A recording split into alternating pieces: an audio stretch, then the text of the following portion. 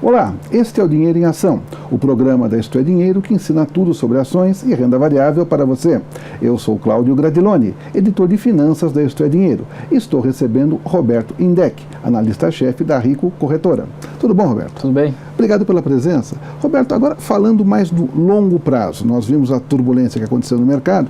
O que se pode pensar em termos de longo prazo? A gente nota que, por exemplo, a confiança do consumidor, que estava caindo bastante, ameaçou até uma leve recuperação.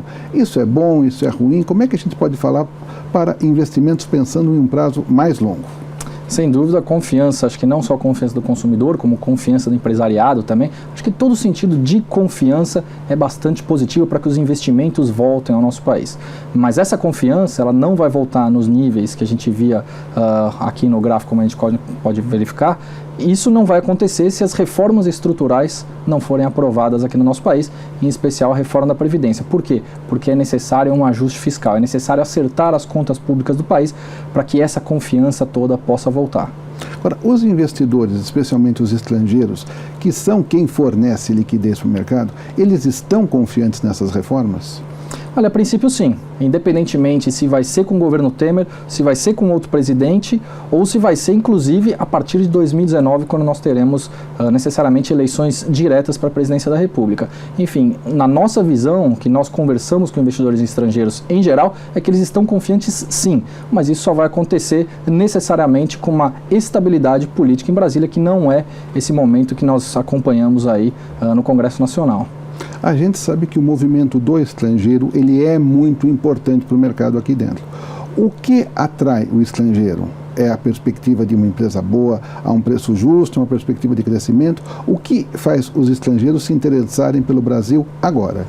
Eu acho que tanto as oportunidades de curto prazo quanto aquelas oportunidades de longo prazo. Só levando em consideração que o fluxo de investidores estrangeiros na nossa bolsa, ele costuma ser entre 50% e 55%, ou seja, é um fluxo bastante relevante, então eles olham tanto de curto prazo, quando nós tivemos, por exemplo, vamos pegar um exemplo bastante clássico, naquele dia pós-delações dos executivos da JBS, na quinta-feira pela manhã, no dia 18 de maio, quando a bolsa abriu em queda de 10%, nós tínhamos o dólar na maior alta desde 1999, com o dólar subindo, batendo no seu limite de alta de cerca de 6%, e nós tínhamos, por exemplo, ações do Banco do Brasil caindo mais de 20%, ou seja, fazendo uma conta bastante simples, o investidor estrangeiro, não só ele, claro que o brasileiro também, mas principalmente o investidor estrangeiro, ele consegue buscar oportunidades de ganhos muito altos no curtíssimo prazo, e isso que traz toda essa atratividade para ele. Se a gente for pegar, raramente isso acontece em casos de mercados mais estáveis, né? Como, por exemplo, no caso dos Estados Unidos, no caso do Reino Unido, Alemanha, enfim,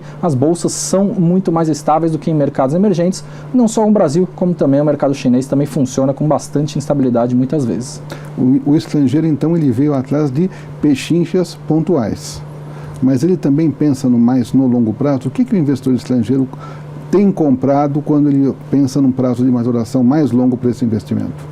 Pechinchas pontuais é bastante interessante, mas grande parte desse movimento, sem dúvida alguma, são de investidores que buscam longo prazo. E aí é feita toda uma análise criteriosa, sem dúvida alguma, não só de cenário macro Brasil, como também da parte econômica e também da parte empresarial, sem dúvida alguma. Algumas oportunidades que a gente enxerga, por exemplo, por longo prazo, o setor financeiro, o setor de bancos privados aqui no Brasil, inclusive o setor de varejo, que a gente viu na deterioração que aconteceu nos anos de 2015, 2016, algumas ações respondendo de uma forma bastante positiva desde meados de 2016 até agora esse primeiro trimestre de 2017. Enfim, tem muitas oportunidades que é possível olhar para o longo prazo, mas aí a gente pode justificar quanto é o longo prazo no mercado de ações do Brasil, considerando toda essa volatilidade. Né? E quanto é o longo prazo na sua avaliação? Na minha avaliação é cerca de 2 a 5 anos.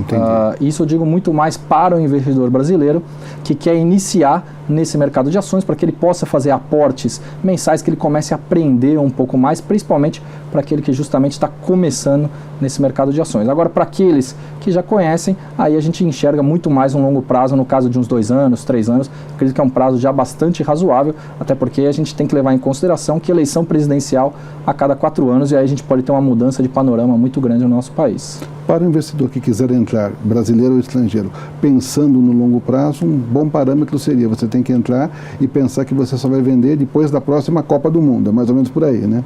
É mais ou menos por aí, mas levando em consideração de quanto aquele ativo que o investidor comprou, quantos por cento ele já andou tanto para frente quanto para trás, enfim, mesmo que seja um investimento de longo prazo, o investidor ele precisa acompanhar necessariamente, isso a gente sempre comenta nas nossas indicações, uma vez a cada um mês, uma vez a cada 2 meses, para que ele possa estar inteirado do que está acontecendo com as suas ações em carteira. Perfeito. Roberto, muito obrigado pela sua presença. Que agradeço. Este foi o Dinheiro em Ação, o programa da Isto é Dinheiro que ensina tudo para você sobre ações e renda variável.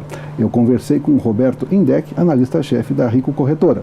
Não perca da semana que vem mais um entrevistado conversando conosco. Até lá!